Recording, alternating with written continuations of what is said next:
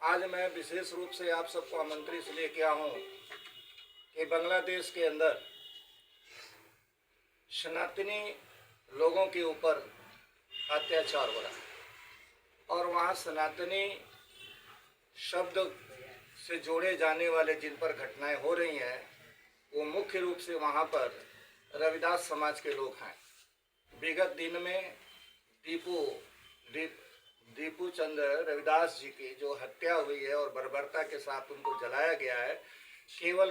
कट्टरपंथी विचारधाराओं के द्वारा हुआ है। उन सारे धार्मिक लोगों से भी निवेदन करूंगा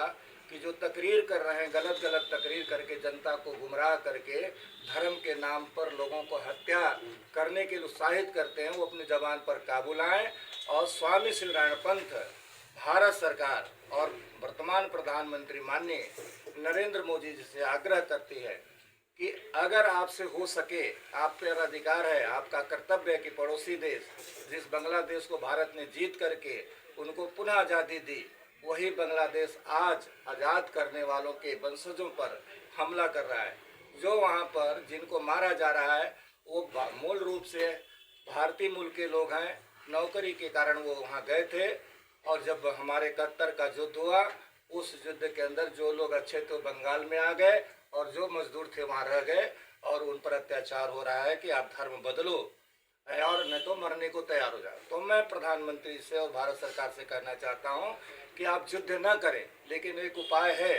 कि जो 30-40 लाख की संख्या में बांग्लादेश में सनातन धर्म के लोग या जो हिंदू समाज के लोग हैं, चाहे वो किसी वर्ण से हैं, उनको भारत में आप ला सकते हैं। और जो भारत में बांग्लादेश के रहने वाले मुसलमान भाई हैं, जो यहाँ पर उनको भी नागरिकता खतरे में है, उनको वहाँ भेज दें और उनको यहाँ बुला लें। वो पूरा उनका देश अपना मुसलमान हो जाए, हमारा पूरा देश हिंदुस्तान हो जाए, ऐसी मैं कामना करूँ।